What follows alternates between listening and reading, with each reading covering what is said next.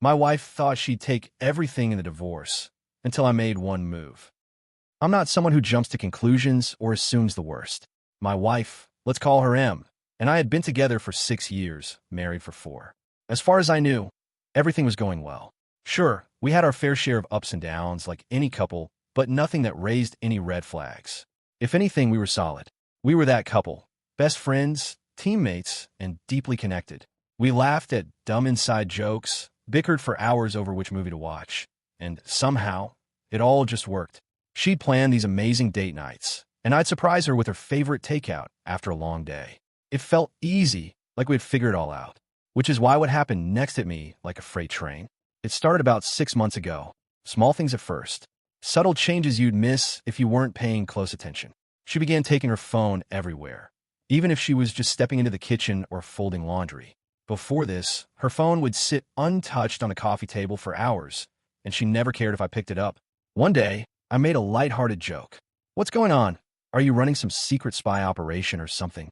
She laughed and replied, "No, work's just been emailing me a lot lately." Fair enough. But a few days later, she added a password to her phone, something she had never done before. That's when I started to feel like something wasn't right. I casually asked about it, and she gave me a vague answer about security and potential hackers. I didn't push. It felt too early to raise any alarms, and I didn't want to come off as suspicious or controlling. Still, it left a weird feeling in my gut. But that wasn't the end of it. She started taking phone calls in private, stepping out of the room or onto the porch, something she never used to do. The phone would ring, and she'd say, "I'll just take this really quick," and vanish behind a closed door. If I asked who it was, she'd casually reply, "Just a work friend." Then I noticed another strange behavior. She started placing her phone face down on the table. I wouldn't have thought much of it, until one day I reached over to hand her something, and she quickly moved her phone out of the way. It was subtle, one of those blink and you'll miss it moments, but it stuck with me. The growing distance. It wasn't just about the phone either. She began to feel distant. Conversations that used to flow naturally now felt strained, like I was dragging every word out of her. When I brought up future plans, our anniversary, buy a new car, even simple things like weekend getaways, she'd brush them off with, "Yeah, we'll see," and then change the subject. Then came the turning point. It was a random Wednesday. She told me she was grabbing coffee with a friend after work. Nothing unusual. She did that from time to time. Coincidentally, I happened to be in that part of town running errands and thought, why not swing by and surprise her? Just a cute, spontaneous moment. When I arrived, she wasn't sitting inside with a friend. She was pacing outside the cafe, phone pressed to her ear, looking tense. I stayed in my car because something about the energy felt off. I didn't mean to eavesdrop, but the windows were down, and I caught fragments of the conversation, phrases like "it's almost ready" and "starting fresh soon." My stomach dropped. This wasn't some casual chat about work or friends. This sounded like something bigger, something planned. When she got home, I asked her, casually, how coffee went. Without hesitation, she launched into a detailed story about how her friend was venting about her boyfriend. It was too perfect, too rehearsed. I just stared at her for a moment, trying to figure out if she believed I'd actually buy it. Then came another curveball. Out of nowhere, she said, I've been thinking maybe we should organize all our important info, bank accounts, passwords, documents in one place, just in case of an emergency." I blinked. "What kind of emergency?" I asked, keeping my tone as neutral as I could. She shrugged. "Nothing specific. Just you never know, right?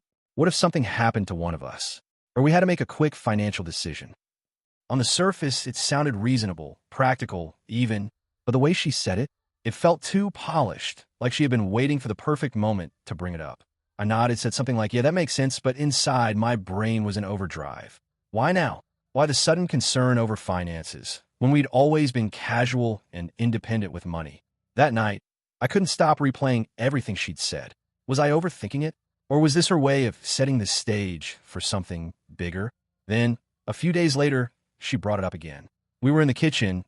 I was making a sandwich, and she was scrolling on her phone.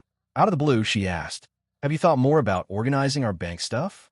Like, do you even know where all the account details are?" I put the knife down and turned to her. "Okay," I said, trying to keep it calm but firm. "What's going on? You've been bringing up finances a lot lately. Is there something I should know?"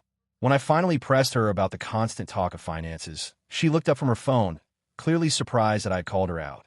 "What?" "No. There's nothing wrong, she said quickly, with a nervous chuckle. I just think it's important, for emergencies. Emergencies? I asked, trying to read her face. Like what exactly? She shrugged, her expression unreadable. I don't know. Just life stuff. It's not a big deal, I promise. I just think it's something we should have in order. Her answer was vague, too vague.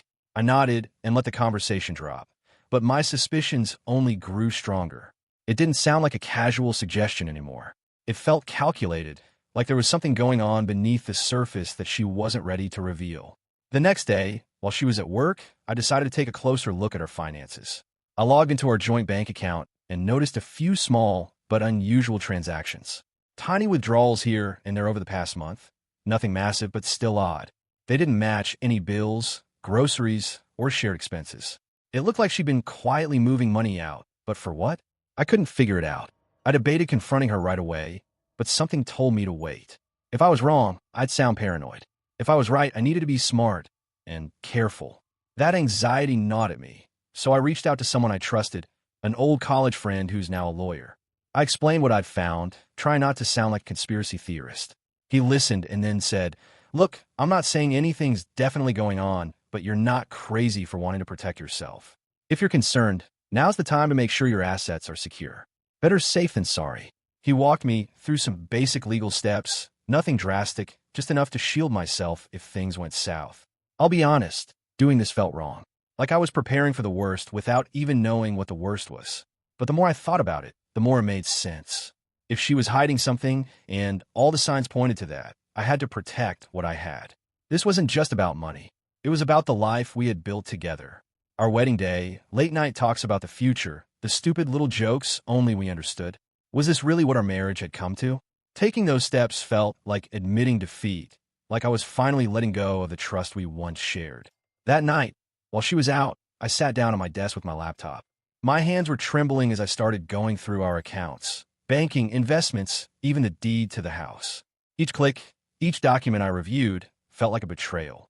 But in the back of my mind, a voice kept repeating, "This is survival, not sabotage." I didn't want to hurt her, but I couldn't shake the feeling that if I didn't act now, I'd regret it later. I made a list of everything I could quietly transfer: money, investments, even the house. I researched how to do it without raising red flags. As I typed, I felt this crushing weight settle on my chest. For years, I had trusted her with everything. Now, I was playing defense against the one person I thought would always be in my corner. Then I called my mom. I didn't go into too much detail. I just said I needed her help. "I need you to hold on to a few things for me, just for a little while. It's nothing bad, just something I have to do to protect myself. Just in case." There was a long pause on the other end of the line. I could tell she was trying to make sense of what I wasn't saying. "Are you okay?" she finally asked, her voice thick with concern. "Yeah," I lied. "It's just a precaution. Nothing to worry about." She didn't press me, but I could hear the hesitation in her voice before she replied, "Of course, sweetheart. Whatever you need." When I hung up, I felt a strange mix of guilt and relief. I hated dragging her into this mess, but knowing she had my back gave me some sense of calm in what was otherwise a total emotional storm. By the time I came home that night, I had already begun making the moves. I transferred most of my assets, our savings, investments, even the deed to the house, into my mother's name. I left just enough in our joint account to maintain appearances. She didn't suspect a thing. Walked in, gave me a kiss, and asked if I wanted to watch a movie. I smiled and nodded, but inside, I was unraveling. Part of me felt like I had betrayed her, but another part felt strangely empowered. Like for the first time in weeks, I had control over something again. For the next 3 days, I stuck to our normal routine. I didn't want to raise any alarms. She acted totally normal, actually, even a bit too cheerful at times. But instead of easing my fears, it only made me more suspicious. If she was planning something, she was doing an incredible job hiding it. One thing stood out, though. She never mentioned the finances again. Not once. Not even after I questioned her the last time. It was like the whole topic had vanished from her memory. At first, I thought maybe I had overreacted. Maybe she let it go because it wasn't that important after all. But the more I reflected, the more I realized something deeper. She was avoiding it. Avoiding it completely. As if she was afraid of what would happen if the conversation came up again. After I confronted her, I noticed a shift. Subtle, but there. She kept glancing at me. Just quick looks, as if she was trying to gauge my mood, trying to decide whether to say something. But each time I met her eyes, she'd quickly look away, pretending to focus on her phone, the TV, or whatever book was in her hands. It was almost imperceptible, but I felt it. She was waiting for me to bring it up again, whatever it was. But I didn't. I wasn't about to give her that opportunity. Her silence made the whole thing even more unnerving. This wasn't like her. She never let things drop when she felt they were important. Her sudden change in approach wasn't just unusual, it felt calculated. Like she was waiting for something, or stalling. Whatever she was planning, I knew I had to stay one step ahead. Something was coming. I could feel it. I just didn't know when or how. That night, I made sure everything on my end was secure. I reviewed the paperwork again, every line and signature tied to the transfers. The house, the savings, the investments, everything had already been moved to my mother's name, locked away in a legally uncontested trust. I even called my mom just to make sure she had all the documents in hand. She did. 2 weeks passed, and everything looked normal. Too normal, honestly. She was acting warmer, more affectionate, even chatty, talking about what we should cook for dinner, jobs, shows to binge, like we were suddenly back in the honeymoon phase. It was jarring. For months, she'd been emotionally distant, keeping every conversation on the surface. And now, here she was joking again, being sweet. It threw me off just enough to question myself. Maybe I had overreacted. Maybe she'd just been stressed. Maybe I was reading into things that weren't there. But then, on a random Friday night, she sat me down on the couch. She turned off the TV, folded her hands in her lap, and looked me dead in the eye. "We need to talk," she said. And just like that, my stomach sank. I already knew what was coming. "I think we should get a divorce," she continued, calm and rehearsed. Her voice wasn't angry, emotional, or shaky. It was cold, almost mechanical, like she was informing me that we were out of coffee. I stared at her, struggling to find the right words while she continued talking. Her reasons? The usual vague, packaged phrases. She needed space. She wanted to find herself. She felt like she'd lost her identity in our marriage. None of it really explained anything. But then she added something that landed like a punch to the chest. "You know, I made a lot of sacrifices for you over the years, and I don't think you've ever really appreciated them. I deserve more." That part hit different. It wasn't just that she wanted to leave, it was the way she framed it. Like I owed her. Like our marriage had been some kind of one-sided transaction, and now she was collecting. I sat there in silence, her words still echoing, when she said something else, something that finally made things click. "A friend of mine's been helping me see things more clearly," she said, eyes fixed on the floor. "A friend." I didn't respond. I let her keep talking, but inside my mind was racing. Who was this friend? And why were they so involved in my marriage? The way she said it didn't sound casual. It sounded like this person had been feeding her ideas, building a narrative where she was the victim, and walking away wasn't just a decision. It was a move, a strategy. The more she spoke about sacrifices, the more I began to see through it. Sacrifices? I'd bent over backward to support her. When she wanted to move closer to her job, I agreed, even though it doubled my commute. When she begged to go on that overpriced yoga retreat last year, I made sure we adjusted our budget. Even skipped a vacation I was looking forward to, just so she could go. I supported her through 2 career changes, telling her it was okay to take risks because I believed in her. I showed up. I remembered birthdays, picked up on the little things she loved, and when she said she felt stuck in a rut, I planned date nights. I listened when she vented about work, friends, or family. I wasn't perfect, but I tried, every day. So when she said, "I deserve more," that wasn't just a low blow. It was revisionist history. She wasn't leaving because of anything I had done. She was leaving because something in her had changed.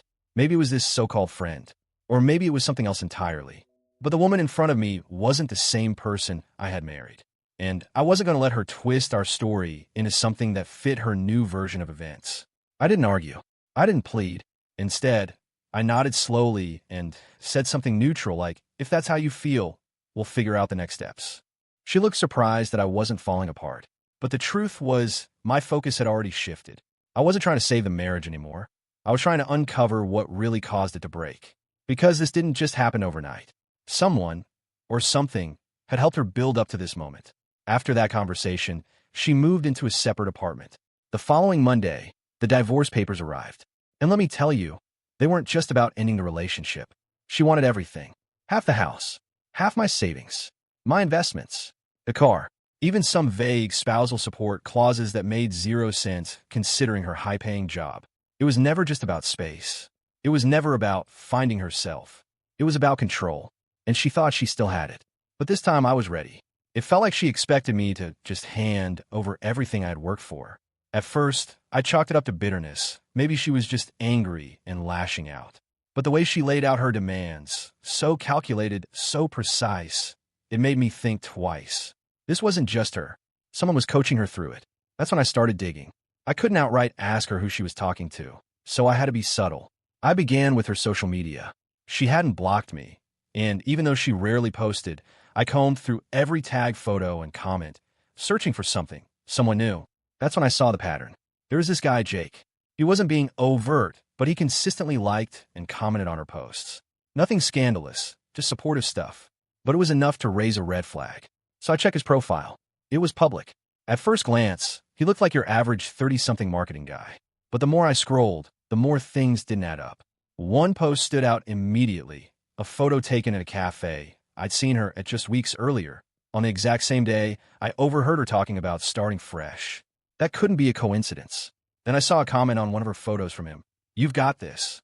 And even more unsettling, a selfie taken from what looked like the living room of her new apartment. It wasn't hard evidence, but it was enough to confirm my instincts. Something was going on, and now I had a name, but that still didn't tell me why. I remembered her saying, "A friend has been helping me think clearly." I needed to know who that friend really was. So I reached out to Lisa, an old friend of hers, someone we both knew well. I kept the tone light, casual, asked if she'd spoken to my wife recently or noticed anything off. Lisa shut down the conversation fast. She claimed to know nothing, and when I pressed just a little, got defensive and said she couldn't help. That reaction said more than any answer could. Still determined, I tried someone else, Emily, another mutual friend. I used the same approach, told her I was just trying to make sense of things. At first, she was vague and evasive, and eventually, she ended the call abruptly. But then she called me back. She sounded nervous, told me she needed to make sure nothing she said could be traced back to her. I promised confidentiality. After a long silence, she finally said it. My wife had been spending a lot of time with someone named Jake, someone she met through work. Emily didn't have many details, but she was certain about one thing. Jake had been heavily involved in advising my wife on the divorce. That name again, Jake. Everything began to make sense. The timing, the sudden emotional shift, the strangely strategic legal demands. This wasn't just a woman looking to find herself. Someone was influencing her decisions, guiding her, and I needed to know why. So I did what I had to do. That Saturday, I parked a block away from her apartment and waited. Hours passed. Then finally, she stepped out with him. They weren't holding hands or anything, but the body language said enough. Close, comfortable, leaning into each other as they spoke. They got in his car and drove off. I didn't follow. I didn't need to. The truth was undeniable now. She hadn't just fallen out of love. She was leaving with someone else. And the pieces fit. The emotional distance, the financial discussions, the legal aggression. It was all part of a plan, a new life she had been carefully constructing behind my back. And Jake, he wasn't just in the picture. He was the picture. That night, I sat alone, turning it all over in my head. The betrayal stung, but what hurt most wasn't just that she was leaving. It was that she had been planning to leave me with nothing. But she didn't know what I had planned. Our first mediation session was tense. The moment we entered the room, her attorney showed up carrying a binder so thick it looked like he was suing a major corporation. He wasted no time, laid out her demands with a straight face. Half the house, the savings, my investments, the car, and some nonsense about spousal support. Even though she was making great money. I stayed quiet, patient, waiting. When it was finally my attorney's turn, he calmly slid a thick stack of papers across the table and said, "Before we go any further, I think you should take a look at these." Her lawyer flipped through them, confident at first, until his face shifted. His expression tightened with every page. He looked up, stunned. "What is this?" "These," my lawyer explained, "are the documents showing that all major assets were transferred into a trust under my client's mother's name. The process was completed several weeks before the divorce filing. It's legal. It's irrevocable." The room fell dead silent. Her lawyer turned to her, frowning. "You didn't mention this." She snatched the documents and skimmed through them. Her face turned pale, then red. "This can't be real," she whispered, staring at the notarized signatures and timestamps. Then her eyes locked onto mine, no longer cold or distant, but furious.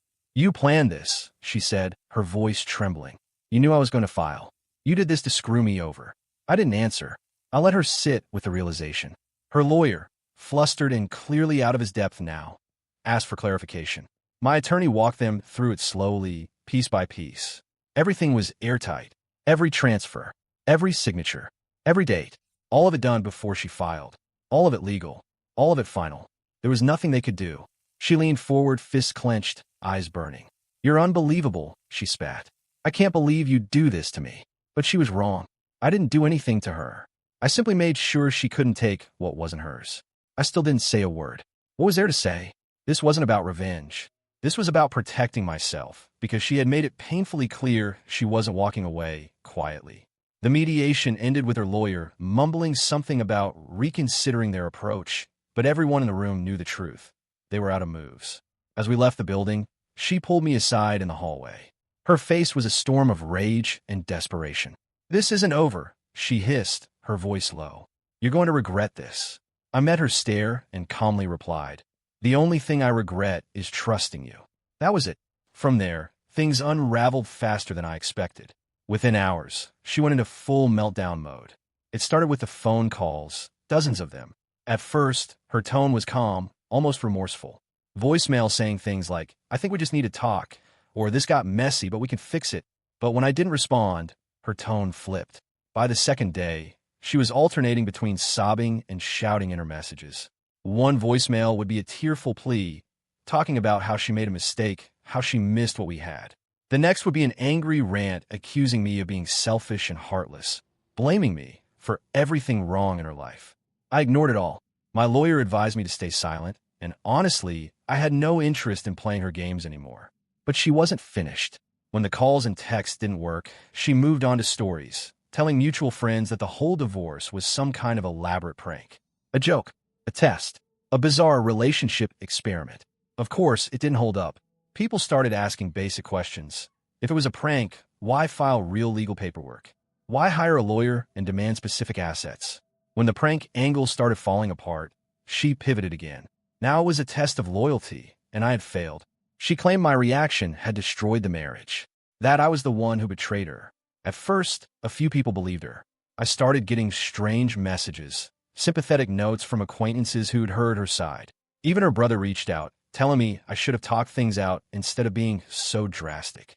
It was frustrating, but I knew the truth would eventually rise to the surface. And it did, thanks to someone I didn't expect. Let's call him Matt. We weren't particularly close, but we'd always been friendly. A few weeks after the mediation, he messaged me out of the blue. I've got something you need to see.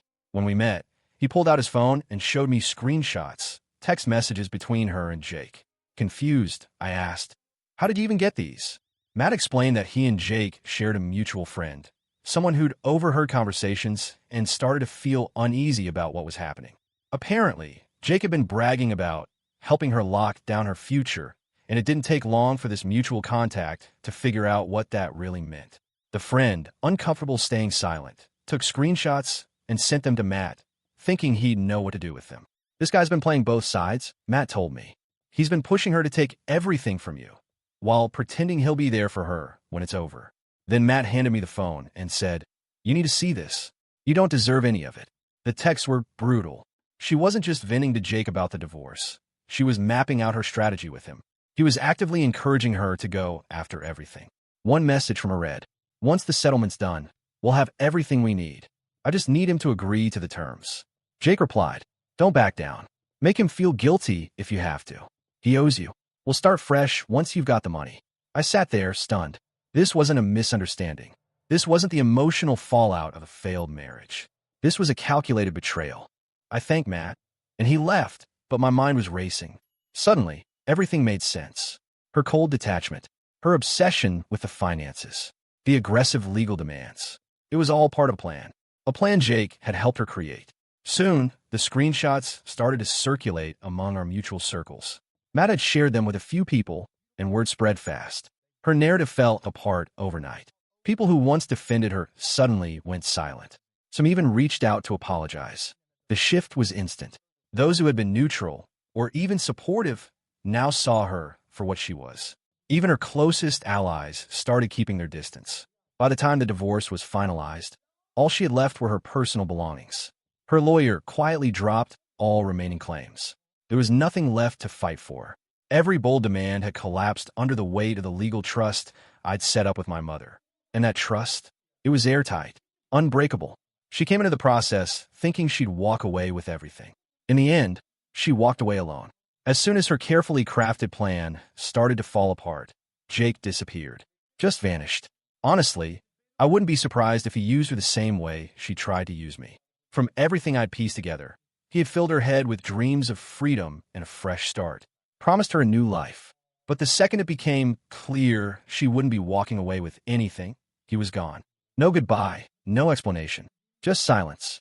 Without Jake backing her up, her confidence crumbled.